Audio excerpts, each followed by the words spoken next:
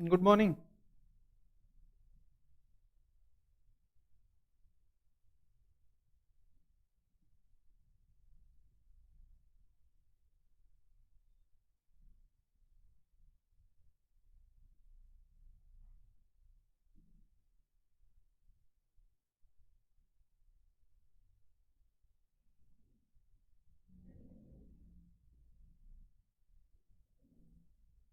देखिए,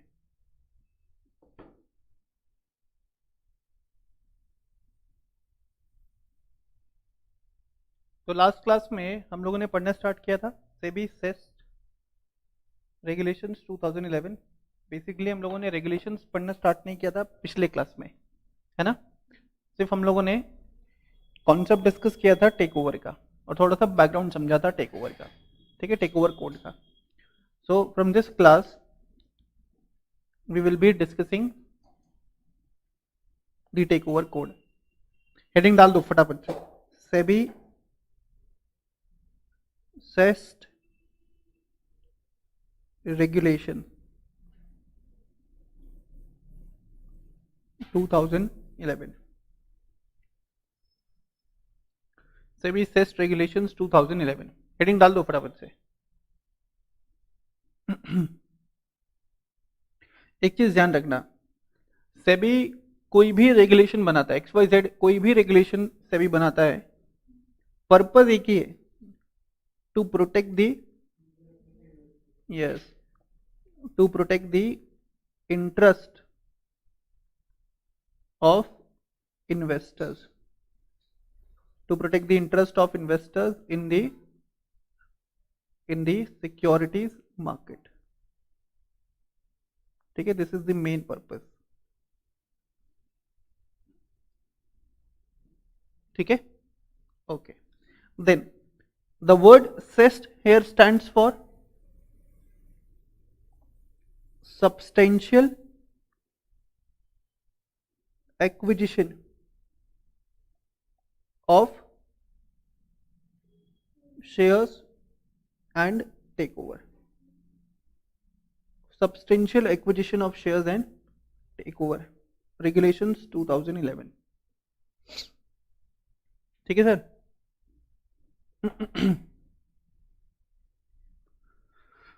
ओके, अब ये जो सब्सटेंशियल एक्विजिशन वर्ड है, substantial acquisition, this word is not defined, this word is not defined anywhere in the regulations, ठीक है, this word is not defined anywhere in the regulations. तो हम क्या इंटरप्रिटेशन लेकर के चलेंगे, सब्सटेंशियल एक्विजिशन ऑफ शेयर्स का मतलब हम लोग इंटरप्रिटेशन लेकर के चलेंगे more than normal, more than normal percentage of shares, ठीक है, more than normal percentage of shares, ठीक है सर, ओके। फिर आपको बताया गया था ये रेगुलेशन लाने का मेन ऑब्जेक्टिव क्या था, ये रेगुलेशन लाने का मेन ऑब्जेक्टिव क्या था, to prevent hostile takeover, yes और no, the main objective was to prevent hostile takeover. And hostile takeover क्या था sir, hostile takeover means the acquirer will keep on acquiring these shares, ठीक है, without informing the shareholders of, या without informing the management of target company, है ना, and they makes an attempt to acquire the control over the target company against the wishes of, to acquire the control of target company over target company against the wishes of target company, ठीक है, to prevent hostile takeover, as well as एक और objective बोल सकते हो इसको लाने के पीछे, to provide for exit opportunity, to provide for exit opportunity, ये भी पढ़ा था कल, ठीक है, किसको एग्जिट अपॉर्चुनिटी किसको देने का है, to the shareholders to the shareholders of target company in order to the shareholders of target company in order to protect the interest of the shareholders in order to protect the interest of the shareholders of the target company. ठीक है sir, चलो पहले इसको फटाफट से copy कर लो, फटाफट से इसको कॉपी कर लीजिए आप. Objective of SEBI CEST regulations 2011. Copy this.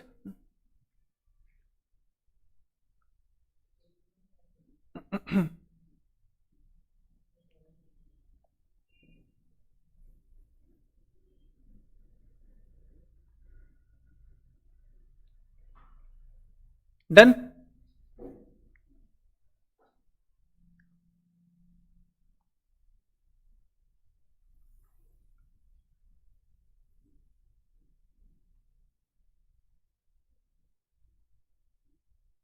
हो गया कॉपी? चलो अब ध्यान देना,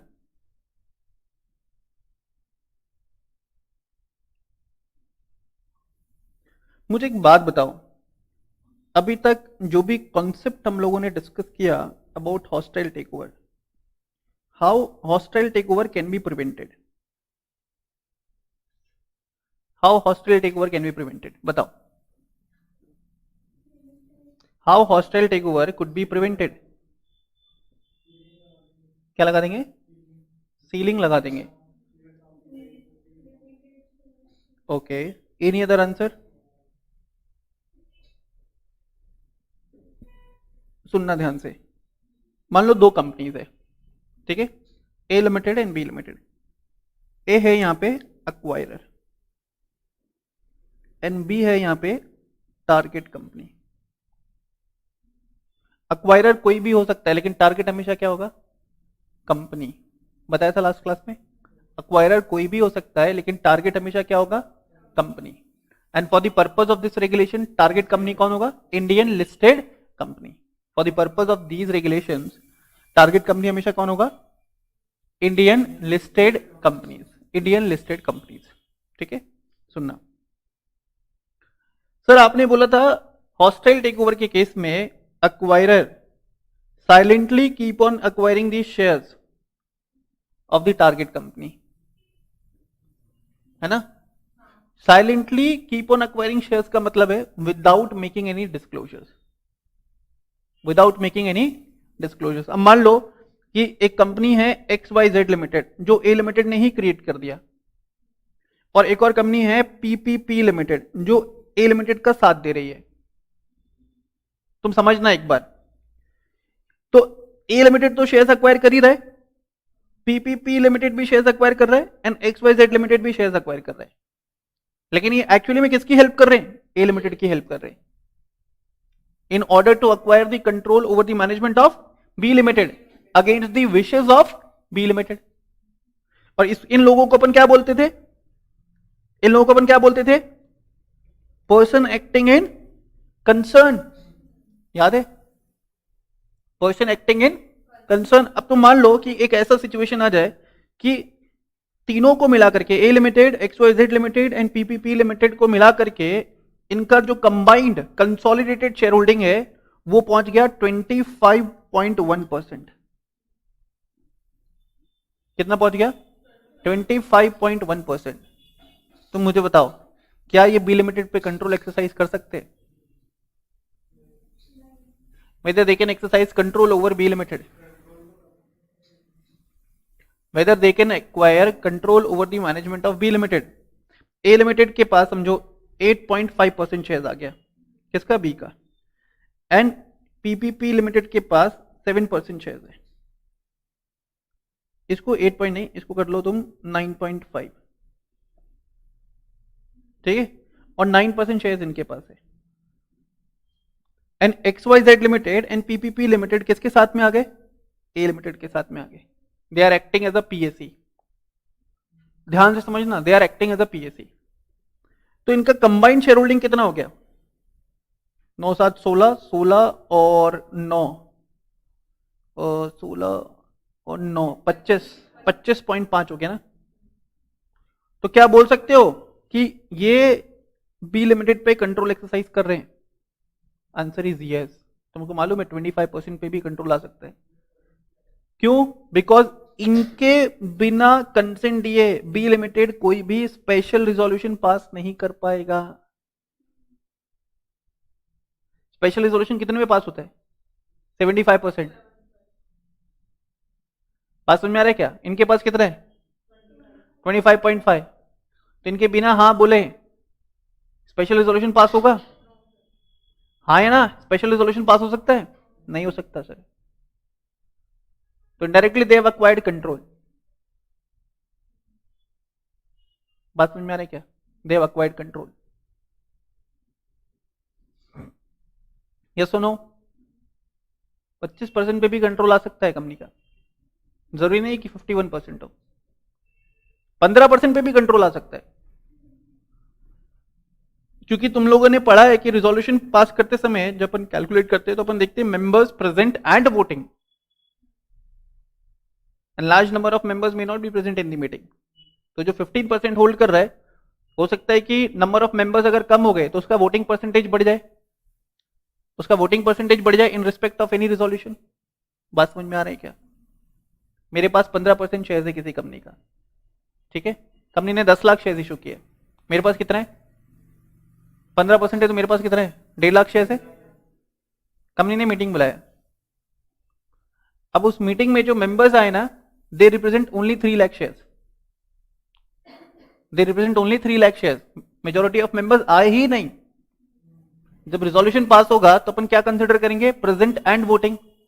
तो 3 लाख में से मेरे पास कितना है? 50%। तो 15% पे भी आई कैन अक्वायर कंट्रोल। मेरा बात समझ में आ रहा है क्या? किसी भी कंपनी के ऊपर कंट्रोल अक्वायर करने के लिए जरूरी नहीं आपको कि 25%, 50% या 51% शेयर होल्डिंग ही हो या वोटिंग परसेंटेज ही हो। One should be the largest share holder. तुम समझ रहे हो? One should be the largest share holder. तुमको एक और एग्जाम्पल देता हूं। रिलायंस इंडस्ट्रीज लिमिटेड के मालिक कौन? मिस्टर मुकेश अंबानी। तो क्या मुकेश अंबानी जी के पास 51% स्टेक है? Answer is no. Mister Mukesh Ambani के पास 51% स्टेक है क्या? Answer is no. तो इवन दो 51% स्टेक नहीं है, still he can exercise control over the company because he is the largest shareholder of the company. बात समझ में आ रहा है क्या? तो सर आप ऐसा बोलना चाहते हो कि in order to acquire control over any company, in order to acquire control over any company, one should be the largest shareholder. In order to acquire control over any company, one should be the largest shareholder of company. Yes or no? Yes? हाँ sir. तो तुम समझना है यहाँ पे XYZ limited, PPP limited and A limited, ये लोगों ने क्या किया? Silently, without making any disclosure, without informing the target company, they kept on acquiring the shares, they kept on acquiring the shares। और एक दिन ही आकर के उन्होंने बम फोड़ दिया, बोला कल से हम आपकी कंपनी के ऊपर कंट्रोल एक्सरसाइज करते हैं, कल से हम आपकी कंपनी के ऊपर कंट्रोल एक्सरसाइज करेंगे। अगर ऐसा हुआ तो it will be against the interest of the share holders of the target company. बात समझ में आ रहा है क्या? तो मुझे एक बात बताओ, इसको रोकने के लिए क्या करना चाहिए? कुछ ऐसे रेगुलेशंस बनानी चाहिए जिन रेगुलेशंस में अक्वायरर के ऊपर ऑब्लिगेशन डाला जाए। कुछ ऐसे रेगुलेशंस बनने चाहिए जिन रेगुलेशंस के थ्रू अक्वायरर के ऊपर ऑब्लिगेशंस डाला जाए to make disclosure, at different given point of time to the target company as well as to the shareholders of the target company। बात समझ में आ रहा है क्या? बात समझ में आ रहा है? समय समय पे डिस्क्लोजर देते रहो। किसको बोला? अक्वायरर को बोला। डिस्क्लोजर किसको देना है? टारगेट कंपनी को and share holders of target company को। तो भाई जितना ज्यादा डिस्क्लोजर होगा उतना ज्यादा ट्रांसपेरेंसी होगा।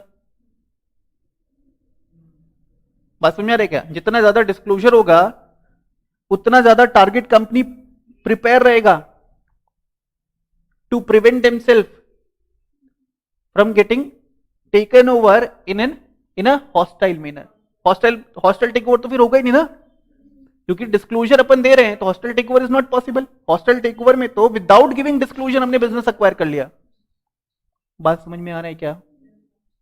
बात समझ में आ रहा है? तो इन ऑर्डर टू, मैं लिख देता हूं यहां पे, in order to prevent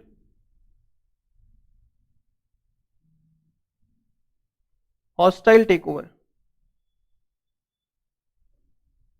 takeover of any target company, in order to prevent hostile takeover of any target company, ये रेगुलेशंस में क्या अरेंजमेंट किए गए? Disclosure requirements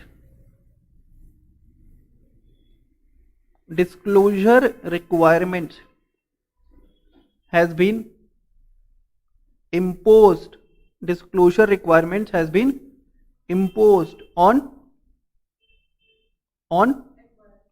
acquirer। बात समझ में आ रहा है क्या? वेरियस डिस्क्लोजर रिक्वायरमेंट्स डाले गए किसके ऊपर? अक्वायरर के ऊपर। अब अगर अक्वायरर बार बार डिस्क्लोजर देता रहेगा, मान लो कि अक्वायरर ने 5% शेयर ले लिया तो डिस्क्लोजर दिया, फिर 7% शेयर लिया तो भी डिस्क्लोजर दिया, 9% लिया तो भी डिस्क्लोजर दिया, 11 पे गया तो भी डिस्क्लोजर दिया, 15 पे गया तो भी डिस्क्लोजर दिया, 20 पे गया तो भी डिस्क्लोजर दिया, 22 पे गया तो भी डिस्क्लोजर दिया। तो टारगेट कंपनी के शेयर होल्डर्स को मालूम चल रहा है ना that a particular acquirer is making continuous effort to acquire control over the management of company जिसमें हमारा पैसा इन्वेस्टेड है। बात समझ में आ रहा है क्या? तो जब बार बार डिस्क्लोजर दिया जा रहा है तो shareholder of the target company can take adequate actions against it, और the management of target company can take adequate actions against it. Shareholder को लगता है, टारगेट कंपनी के शेयर होल्डर को लगता है कि नियर फ्यूचर में हम जिस कंपनी में पैसा इन्वेस्ट कर रहे हैं it is going to be taken over by the acquirer, तो शेयर होल्डर क्या कर सकते हैं? They can sell their shares and make an exit. या मैनेजमेंट ऑफ टारगेट कंपनी को लगता है कि near future a business may be taken over by the acquirer, so what they can do, they can take adequate initiatives या anti takeover initiatives to prevent the takeover of their company। बात समझ में आ रहा है? Is it clear? Disclosure requirement has been imposed on the acquirer who is either acting individually, acquirer जो खुद से effort लगा रहा है to acquire the control, or who is seeking the help of any person acting in concern। जैसे for example तुम देखो, जो मैंने तुमको एग्जाम्पल दिया यहां पे एक्वायरर अकेला था क्या? यहां पे एक्वायरर अकेला था क्या? नहीं, यहां पे एक्वायरर था विद पीएसी। बात समझ में आ रही है क्या? बात समझ में आ रहा है? चलो एक बार इसको कॉपी कर लो, फिर अपन रेगुलेशन पढ़ना स्टार्ट करते हैं। कॉपी करिए फटाफट से, इसके पीछे क्या लॉजिक था वो भी आप लिख लेना नोट लिख करके, ठीक है? पहले इसको कॉपी करो, मैंने जो एक्सप्लेन किया आप वो लॉजिक भी नोट डाल करके आप उसको लिख लो, जो एक्सप्लेनेशन दिया मैंने यहां पे उसको आप लिख लो, तो it will help you a lot specially at the time of revision.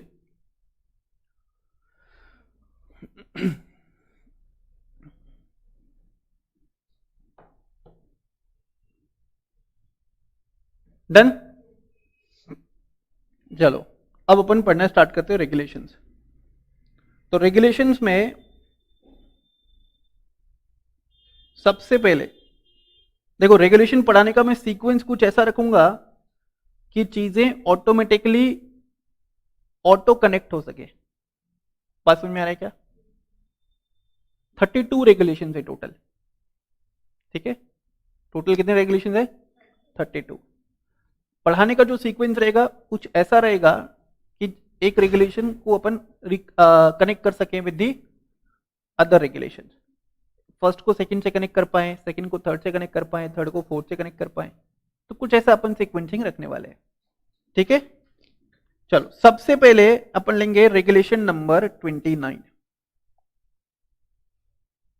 ठीक है, रेगुलेशन नंबर 29 बात करता है इनिशियल डिस्क्लोजर की।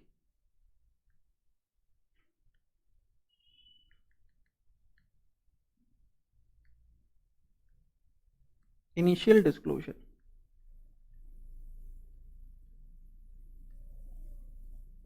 तो पहले मैं आपके लिए रेगुलेशन ड्रॉ कर देता हूं, आप इसको कॉपी करेंगे, then will explain it to you. देखिए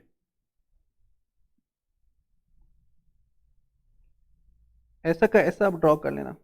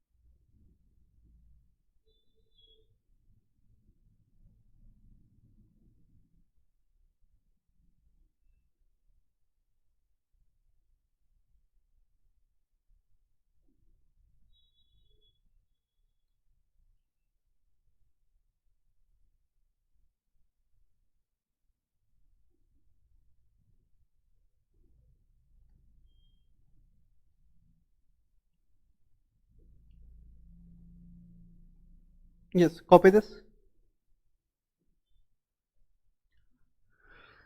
कॉपी करेंगे पहले इसको।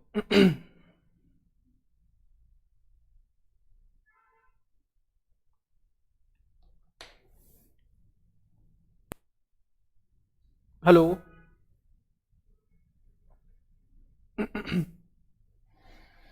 just wait for a minute, I'll be coming back.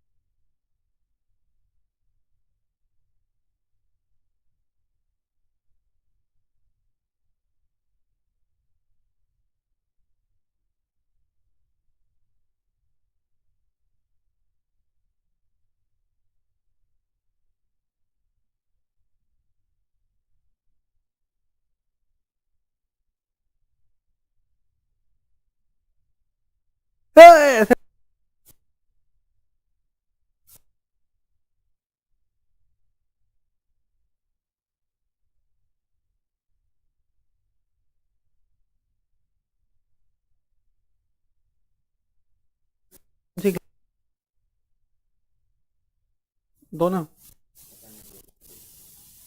मतलब कितने बजे का टाइम, 2:35 का टाइम दिया था आपने, बोला उन्होंने। चलो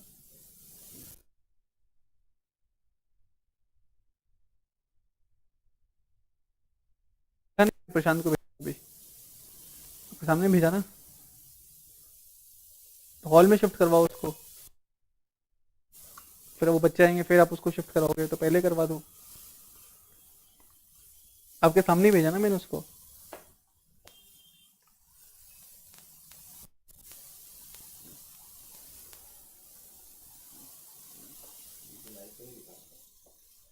क्या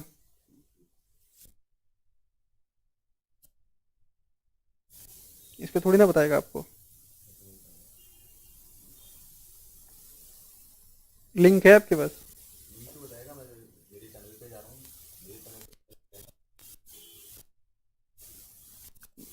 लाइव बच्चे भी कर भी रहे, 10 बच्चे जुड़े हुए।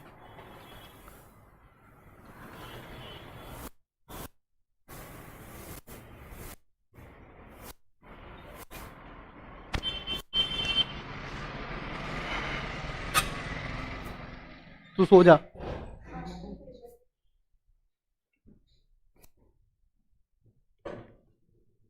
Yes copied. अब समझना ये रेगुलेशन, पहले तो रेगुलेशन का नाम समझो। रेगुलेशन का नाम क्या बोल रहे हैं? इनिशियल डिस्क्लोजर, है ना। रेगुलेशन का नाम क्या बताया सर ने? Initial disclosure.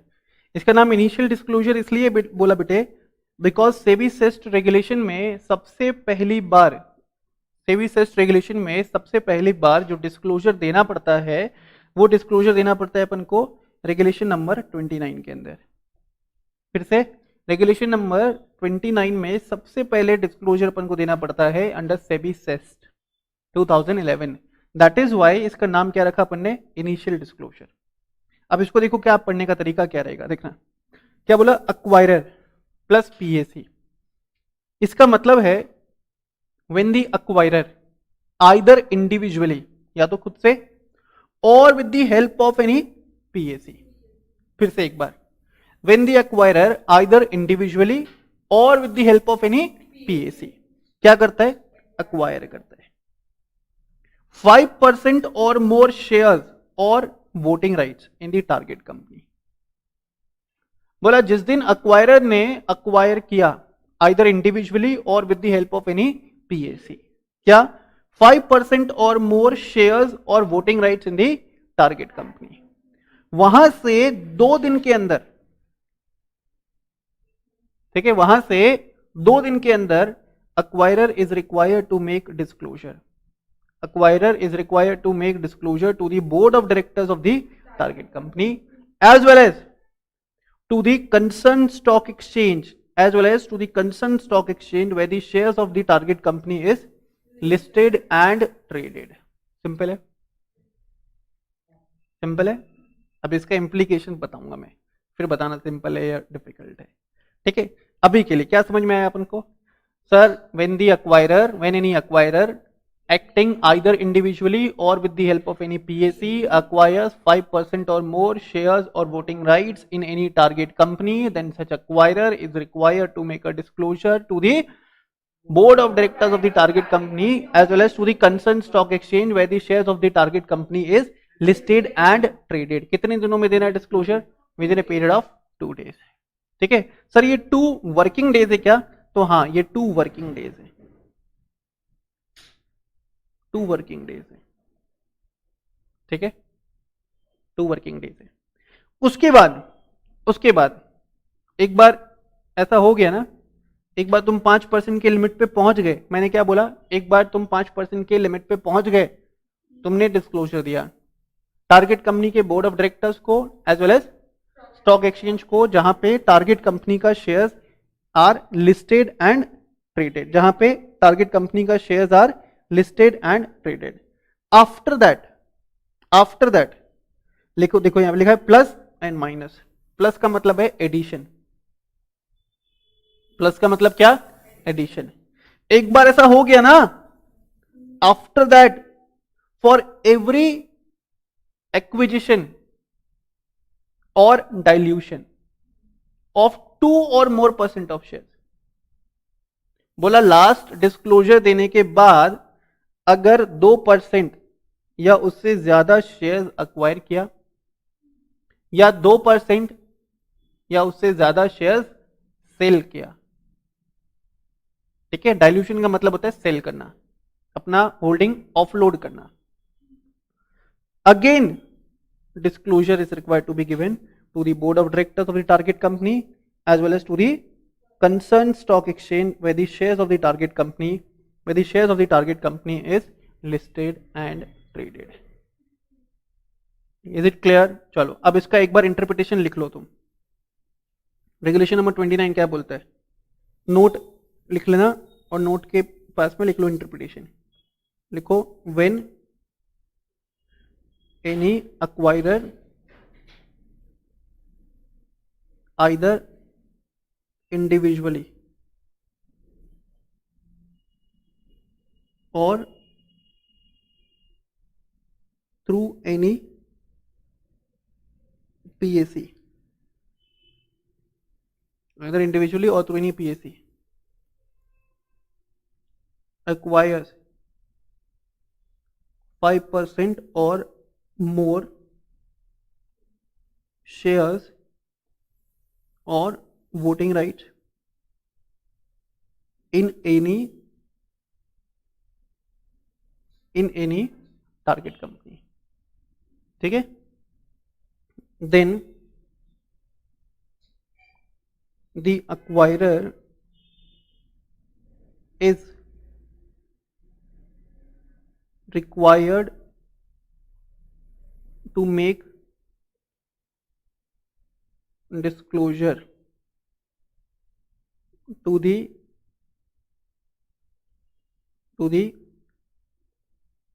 board of directors and stock exchange of target company कितने दिनों में? within 2 working days, within 2 working days, ठीक है। इसके बाद then for every addition or dilution of 2 or more percentage of shares,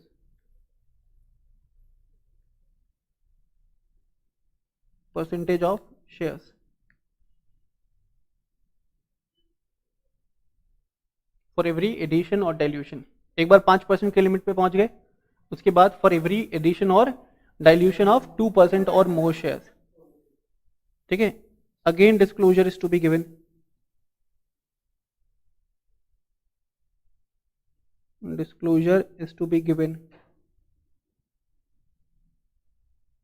with in 2 working days. एक बार इसको कॉपी कर लो पहले।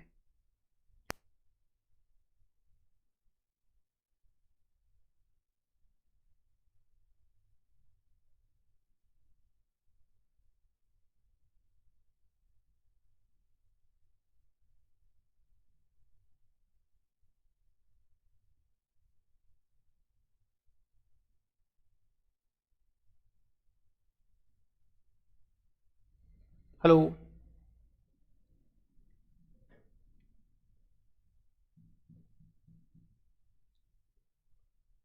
कॉपी कर लिया?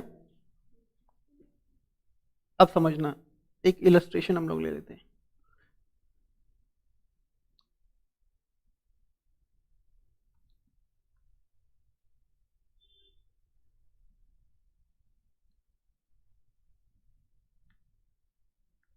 देखिए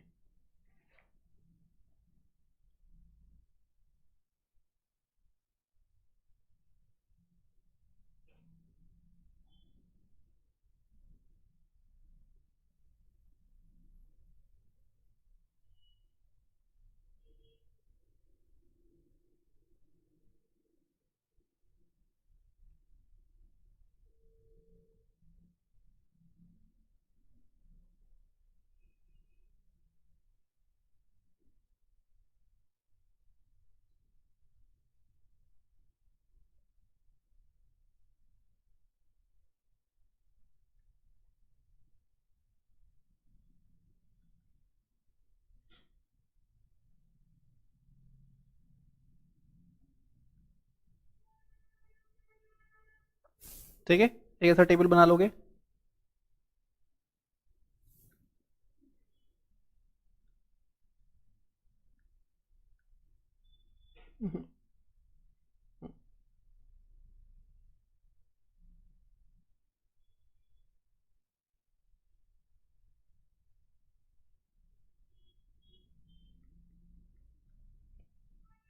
अगर ये विदाउट बॉक्स आ रहा है इसका मतलब है परचेस्ड, और बॉक्स में आ रहा है इसका मतलब है सोल्ड।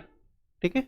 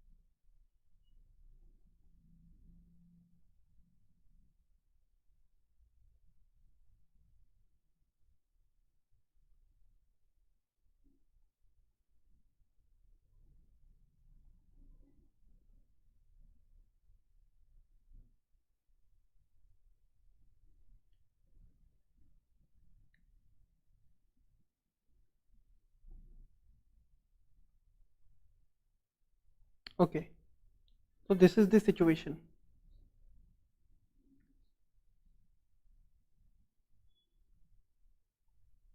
कॉपी कर लेना पहले इसको।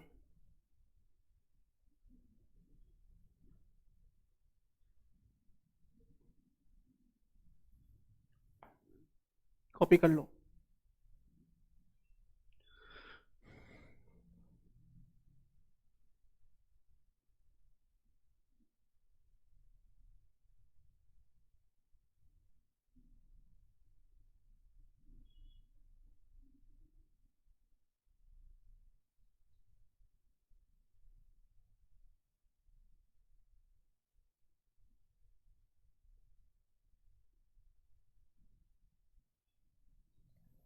डन।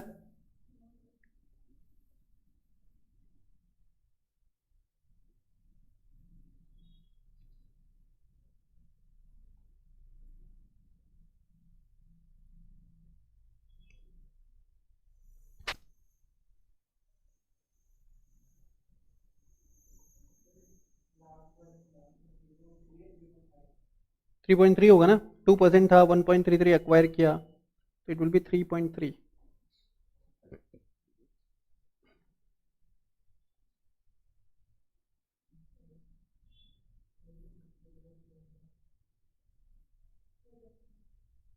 हो गए? अब समझना ध्यान से।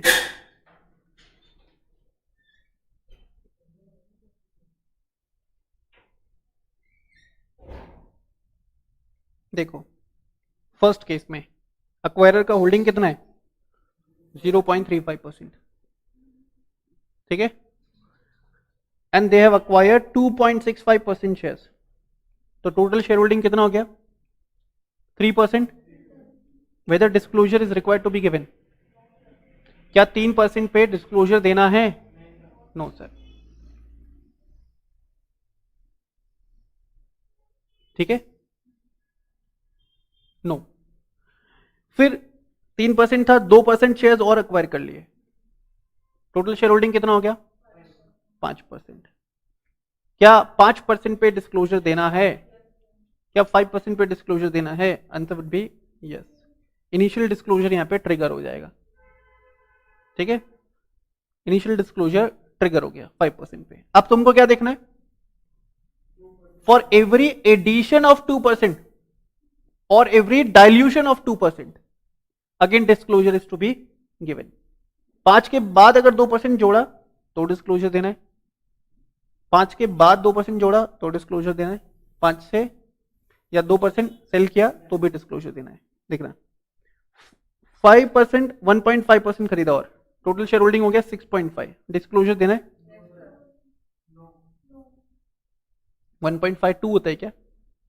तूने यहां पे डिस्क्लोजर दिया था क्या? इसके बाद 2 जुड़ गया क्या? इसके बाद क्या 2 जुड़ा है क्या?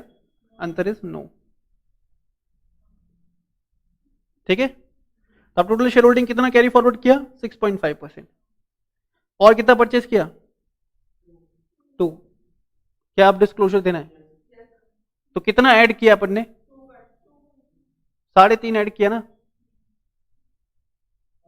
5 के बाद कितना ऐड किया तुमने? 5 के बाद तुमने 2 ऐड नहीं किया, 5 के बाद तुमने 3.5 ऐड किया रे बच्चों। इसको ऐसे समझना है, या ऐसे समझ लो कि लास्ट डिस्क्लोजर के बाद क्या 2% ऐड हुआ है, या लास्ट डिस्क्लोजर के बाद क्या 2% माइनस हुआ है? If yes, disclosure is to be given. तो लास्ट डिस्क्लोजर मैंने यहां पे दिया था, लास्ट डिस्क्लोजर मैंने यहां पे दिया था, क्या यहां से 2% ऐड हुआ है? बिल्कुल सर, 3.5% है। Disclosure is to be given. ठीक है, कितना बचा? 8.5। अब 2.5% सेल किया, इसलिए बॉक्स में। तो लास्ट डिस्क्लोजर से क्या 2% ऐड या माइनस हुआ है? Yes yes, disclosure given. Yes, ठीक है, यहां तक क्लियर है? 6% लेकर के आए, 2% और बेच दिया, डिस्क्लोजर देना है। यस, लास्ट डिस्क्लोजर मैंने दिया था यहां पे, और लास्ट डिस्क्लोजर के बाद 2% का डाइल्यूशन हुआ है। ठीक है, तो डिस्क्लोजर यहां पे भी देना पड़ेगा। डन। नेक्स्ट, 4% लेकर के आए और 2% डाइल्यूट किया, क्या अब डिस्क्लोजर देना है? अबे यार, तुम अगर 4% पे गए तो 5% वाला कंडीशन नहीं सेटिस्फाई नहीं हो रहा ना। 29 में आने के लिए कम से कम 5% तो होना चाहिए ना। मेरे पास समझ में आ रहा है क्या? रेगुलेशन नंबर 29 में आने के लिए पहला कंडीशन क्या था? 5%। 5% के ऊपर जा सकते हैं, 5% के नीचे आ सकते हैं, लेकिन 5% से नीचे है, ऑलरेडी नीचे है, तो 29 तो अप्लाई नहीं होगा ना। मेरा बात समझ में आ रहा है क्या? तुम लोग अगर बचपन में छोटे छोटे थे तो तुम लोगों ने शिफ्ट और रोटेशन का एक कंसेप्ट पढ़ा था, याद है, इकोनॉमिक्स में? तो भाई 5% से अपन रोटेट हो सकते हैं, आगे या पीछे। बेसिक कंडीशन तो 5% वाला है ना। पहले तुम 5% वाला कंडीशन देखोगे तभी तो एडिशनल 2 या -2 चेक करोगे। यस और नो? यस और नो? अगर तुम 5% से नीचे आ गए, जैसे कि इस केस में ध्यान देना, इस केस में ऑलरेडी वो 4% पे आ गया, तो अक्वायरर 29 के स्कोप से बाहर हो गया ना। 29 के स्कोप में बने रहने के लिए कम से कम 5% शेयर होल्डिंग। मेरा बात समझ में आया? तो 4%, डाइल्यूट कितना किया? 2%। अभी कितना बचा? डिस्क्लोजर देना है? No sir. ठीक है, कितना लेकर गए? 2%। ऐड कितना किया? 1.33, तो कितना बच गया? 3.33। डिस्क्लोजर देना है? नो। मेरा बात समझ में आ रहा है क्या? तो क्या कंक्लूजन यहां से ड्रॉ कर सकते हो? 2 कंक्लूजन। पहला, अपन को चेक करना है लास्ट डिस्क्लोजर के बाद क्या 2% ऐड हुआ है या माइनस हुआ है, and that is subjected to a condition, that acquirer का holding in the target company shall be at least 5%। ठीक है, अगर होल्डिंग 5% से कम हो गया तो 29 के स्कोप से बाहर हो गया ना। कि तुम कितना ऐड कर रहे हो कितना माइनस कर रहे हो मैटर नहीं करता है, लेकिन 4 पे 2 ऐड किया तो एप्लीकेबल होगा। 4% पे 2% ऐड किया तो एप्लीकेबल होगा, क्योंकि 5 से ऊपर जा रहा ना। Is it clear? क्लियर है? अब एक और केस में तुमको बताता हूं, ऐसा एक और केस ले ले, पहले इसको कॉपी कर लो, कॉपी कर लिया इसको, ओके।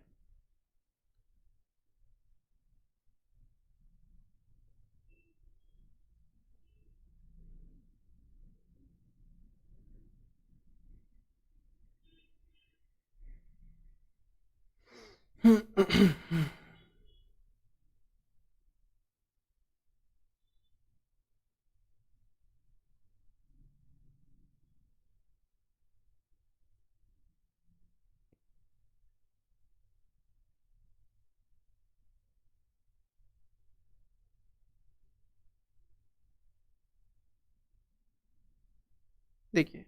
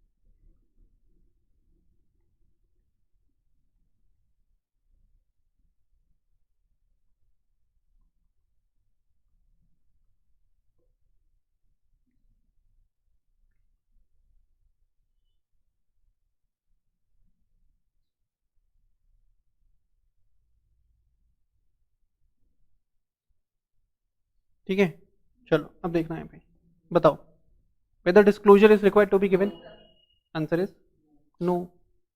क्या यहां पे डिस्क्लोजर देना है? नो। यहां पे देना है कि डिस्क्लोजर?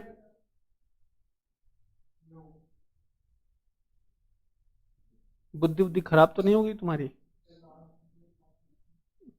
अरे तुम देखो ना यार, 5.25 हो गया ना, तो डिस्क्लोजर देना है या नहीं देना है?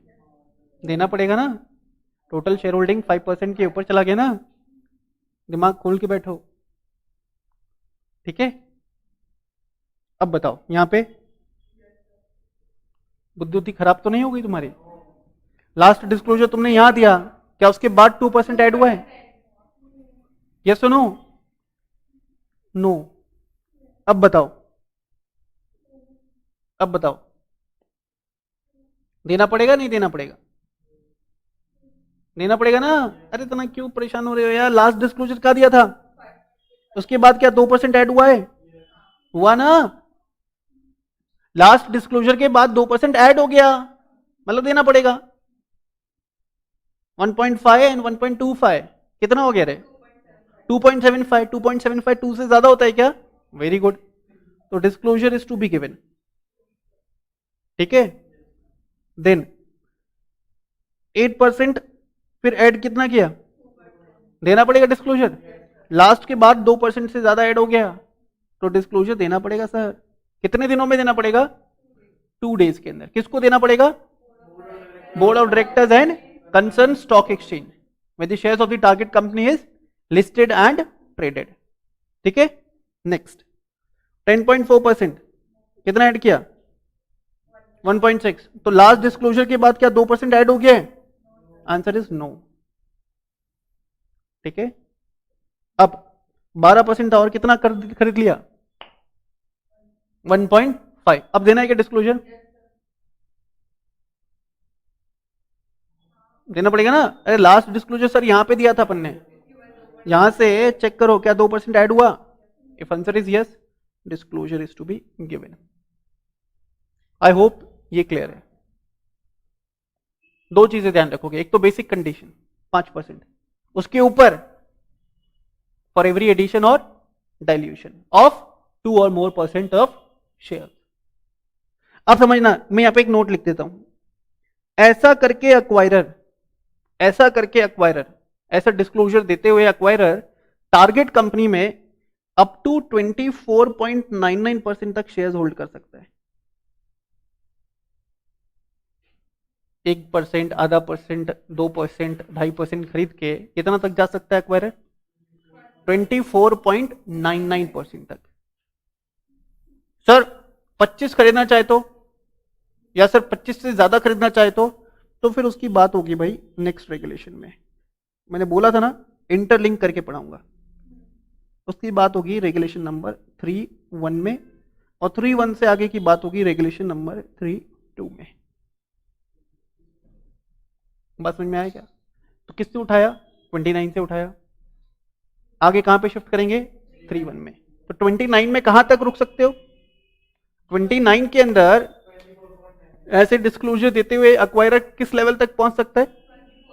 Up to the level of 24.99% of share holding in the target company.